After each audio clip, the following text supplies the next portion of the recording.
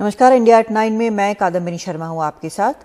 Corona के साथ साथ अब देश में ब्लैक फंगस बीमारी का भी कहर देखने को मिल रहा है। देश में ब्लैक फंगस के करीब 9,000 केस सामने आ चुके हैं और 126 लोगों की मौत हो चुकी है। हालांकि अब ब्लैक फंगस के इलाज के लिए दवाइयों की कमी की बात सामने आ रही है। स्वास्थ्य मंत्रालय ने कहा कि वो अब तक प्रभावित राज्यों को दवा के 23,000 अतिरिक्त वायल्स भेज चुके हैं। दवाओं की कमी के बीच सरकार ने कहा है कि 11 दवा कंपनियों को ब्लैक फंगस की दवा बनाने की इजाजत दी गई है। ब्लैक फंगस के सबसे ज्यादा 2,281 केस गुजरात में हैं। महाराष्ट्र में इसके 2,000 केस, आंध्र प्रदेश में 910 और मध्य प्रदेश में 720 केस हैं। दिल्ली में भी इसके 197 केस हैं। 5 एडिशनल मैन्युफैक्चरर्स को देश में लाइसेंस दिलवाने का कार्य ministry of pharma, ministry of health coordination से कर रही है। इसके साथ ही जो अभी एग्जिस्टिंग मैन्युफैक्चरर्स हैं वह भी अपनी कैपेसिटी और अपने प्रोडक्शन कैपेसिटी को बढ़ाने से संबंधित कार्य कर रहे हैं। इसी से संबंधित फंगल इन्फेक्शन जो कि अगर किसी भी हेल्थ सेटिंग में नोट किया जा रहा है उसके मैनेजमेंट पर भी उसी स्थाई से उसी नीति से कार्य हो, जिसके तहत हमने स्टेट्स को गाइडेंस दी है, एडवाइस किया है कि हम इन्फेक्शन प्रिवेंशन कंट्रोल प्रैक्टिसेस पर कार्य करें, जिसके तहत हमने स्टेट से रिक्वेस्ट की है कि हर हॉस्पिटल में हॉस्पिटल इन्फेक्शन कंट्रोल कमेटी बनाई जाए, हर कोविड हॉस्पिटल में भी उस पर कार्य हो। कांग्रेस अध्यक्ष सोनिया गांधी ने भी इस मुद्दे पर पीएम मोदी को चिट्ठी लिखी है। उन्होंने लिखा है कि ब्लैक फंगस को महामारी घोषित किया जाए, ब्लैक फंगस के मरीजों का मुफ्त इलाज किया जाए, आयुष्मान भारत और बाकी बीमा योजनाओं के तहत ब्लैक फंगस को कवर किया जाए, ब्लैक फंगस की दवा की आपूर्ति सुनिश्चित करे सरकार।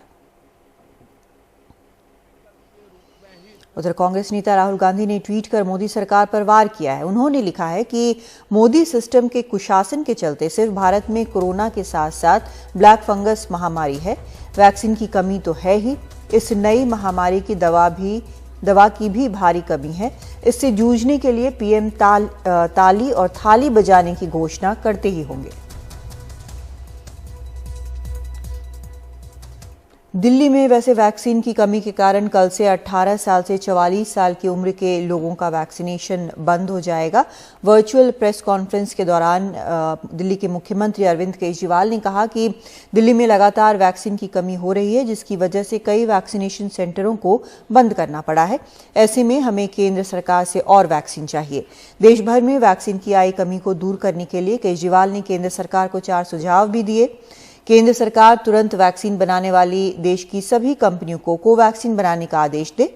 सभी विदेशी वैक्सीन कंपनियों की वैक्सीन को भारत में इस्तेमाल करने की तुरंत इजाजत दी जाए। जिन देशों के पास जरूरत से ज्यादा वैक्सीन है उनसे वैक्सीन मांगा जाए और वैक्सीन निर्माता कंपनियों को भारत में उत्पादन की इजाजत दी जाए।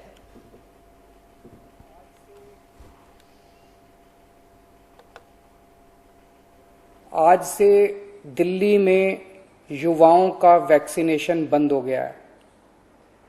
केंद्र सरकार ने युवाओं के लिए जितने वैक्सीन भेजे थे वो खत्म हो गए हैं, इसलिए युवाओं के वैक्सीनेशन सेंटर आज से बंद किए जा रहे हैं। कुछ एक वैक्सीन की डोजेस बची हैं, वो कुछ एक सेंटर्स में दी जा रही हैं, वो भी शाम तक खत्म हो जाएंगी। कल से युवाओं के वैक्सीनेशन के सभी सेंटर बंद हो जाएंगे। मुझे बेहद दुख है कि हमें वैक्सीन खत्म होने के कारण युवाओं के वैक्सीनेशन सेंटर्स बंद करने पड़ रहे हैं। हमने केंद्र सरकार को भी लिख के बताया है, केंद्र से हमने और वैक्सीन मांगी है। जैसे ही हमें और वैक्सीन मिलेगी हम फिर से ये सेंटर शुरू कर देंगे। कोरोना संक्रमण के चलते अस्थायी कोविड अस्पताल टेंट और बैंक्वेट हॉल में बनाए जा रहे हैं, लेकिन दिल्ली के कुतुबगढ़ गांव में 4 साल पहले बनकर तैयार अस्पताल आज तक नहीं चल सका, जबकि कुतुबगढ़ गांव में कोरोना संक्रमण से दर्जन भर से ज्यादा मौतें हुई हैं। रविचंद्रन शुक्ला की ग्राउंड रिपोर्ट। दिल्ली के कुतुबगढ़ गांव की ये आलीशान डिस्पेंसरी सफेद हाथी साबित हो रही है। करीब 15 करोड़ रुपए की लागत से इमारत बनाई गई। 4 साल पहले इस डिस्पेंसरी का उद्घाटन भी हुआ। उद्घाटन के 2 शिलापट्ट में पार्षद से लेकर इंजीनियर तक के नाम भी लिखे गए, लेकिन डॉक्टर और नर्सिंग स्टाफ आज तक नहीं पहुंचा।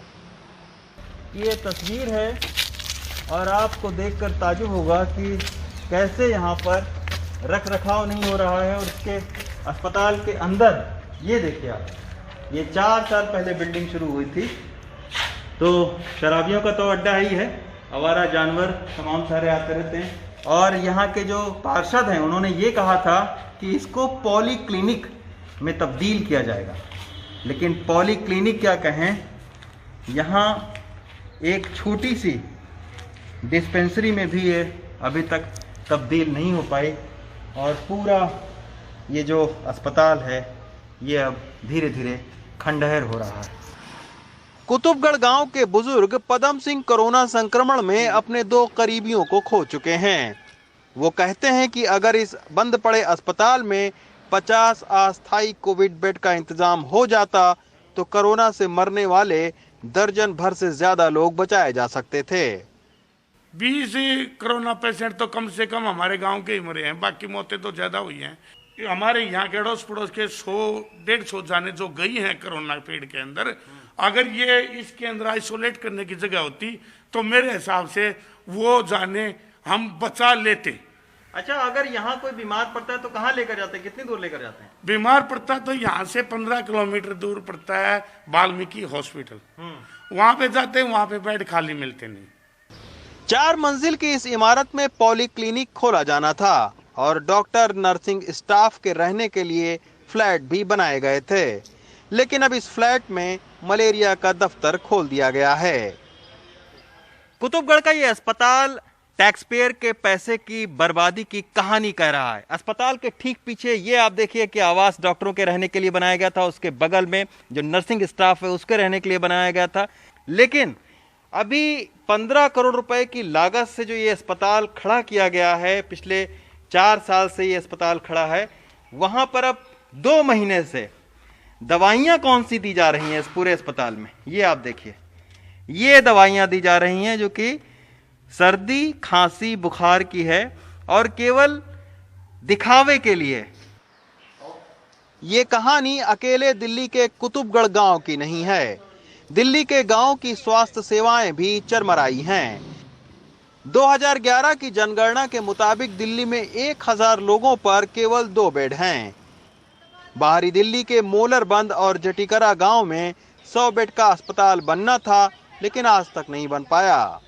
जो घोषणा 2009 में की गई थी दिल्ली में गांव में अस्पताल बनाएंगे, वही घोषणा 2021 में की जा रही है। यही है जिसका खामियाजा पूरा दिल्ली देहात के ग्रामीण भुगत रहे हैं। कोरोना संक्रमण में जब आम आदमी पैसे की वजह से प्राइवेट अस्पताल में भर्ती नहीं हो सका और सरकारी अस्पताल में बेड न मिल पा रहे हों, तो आप समझ सकते हैं कि इस महामारी में आम आदमी पर क्या बीती होगी। दिल्ली के कुतुबगढ़ गांव से कैमरामैन प्रेम सिंह के साथ रवीश रंजन शुक्ला, एनडीटीवी इंडिया। और अब खबर महाराष्ट्र से। 3 बार परीक्षा की तारीख आगे बढ़ाए जाने के बाद महाराष्ट्र के चिकित्सा शिक्षा मंत्री अमित देशमुख ने 10 जून से एमबीबीएस छात्रों की ऑफलाइन प्रक्रिया से परीक्षा लेने की बात कही है, जबकि कोरोना और दूसरे कारणों से कई छात्र इसका विरोध कर रहे हैं। उनका कहना है कि जब पढ़ाई ऑनलाइन हुई है तो परीक्षा ऑनलाइन क्यों नहीं। कोरोना वायरस की दूसरी लहर के बीच अब महाराष्ट्र सरकार ने तय किया है कि 10 जून से एमबीबीएस के छात्रों की ऑफलाइन परीक्षा ली जाएगी, लेकिन कई छात्र इसका विरोध कर रहे हैं। हमें कभी एग्जाम्स का अपोज नहीं रहा, लेकिन सर जिस कंडीशन में हमें एग्जाम के लिए फोर्स किया जा रहा है, जब रिस्क इतनी ज़्यादा है सर, 75% ऑफ पॉपुलेशन जो मेडिकल स्टूडेंट जो अपीयर होने वाले हैं वो वैक्सीनेटेड नहीं है, फुली वैक्सीनेटेड नहीं है। और सर महाराष्ट्र का कोई ऐसा हॉस्टल नहीं है जहाँ पे हम ये इंश्योर कर सके कि हमें इन्फेक्शन नहीं होगा। हमारी 3rd ईयर की भी पढ़ाई ऑनलाइन हुई है, फाइनल ईयर की भी पढ़ाई ऑनलाइन शुरू है अभी। जो एक क्लिनिकल सब्जेक्ट्स है सारे, जो हमें पेशेंट्स को ट्रीट करना है, वो हमें ऑनलाइन पढ़ाया जा रहा है। लेकिन जब एग्ज़ाम्स की बात आती है, सेम सिस्टम जब हमें एसेस करने की बात करती है, तब कहते हैं कि नहीं, ये सिस्टम पे हम बिलीव नहीं करते कि तुम इससे क्वालिफाइड हो गए या नहीं।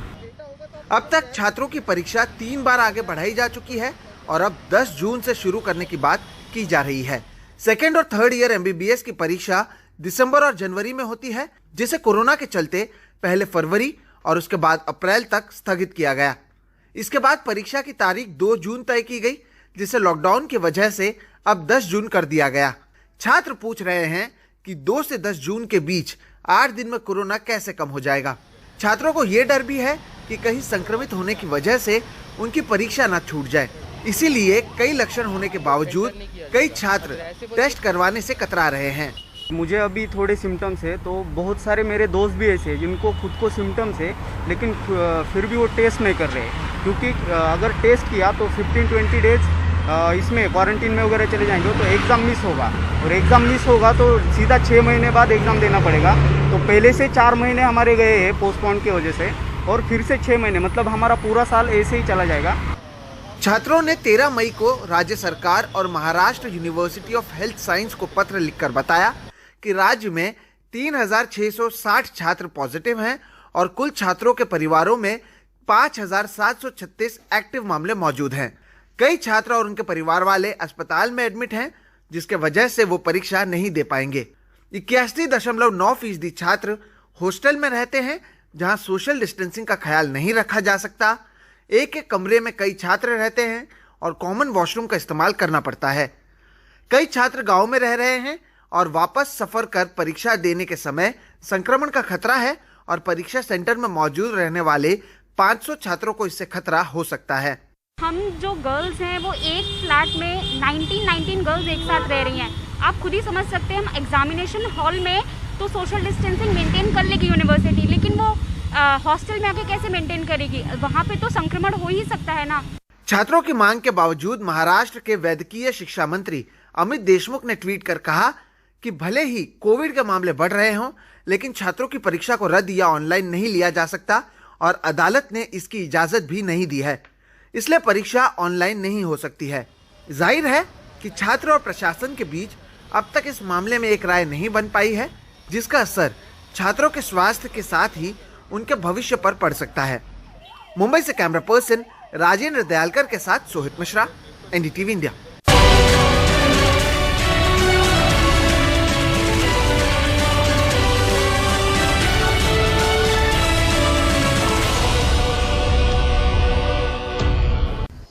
साथ ही पहलवान की हत्या के मामले में फरार चल रहे ओलंपिक मेडल विजेता सुशील कुमार की आखिरी लोकेशन पंजाब के बठिंडा में मिली है। दिल्ली पुलिस की टीम वहां पहुंच गई है, लेकिन सुशील कुमार पुलिस के हाथ नहीं लगे। पुलिस का दावा है कि सुशील कुमार के खिलाफ उनके पास पुख्ता सबूत है।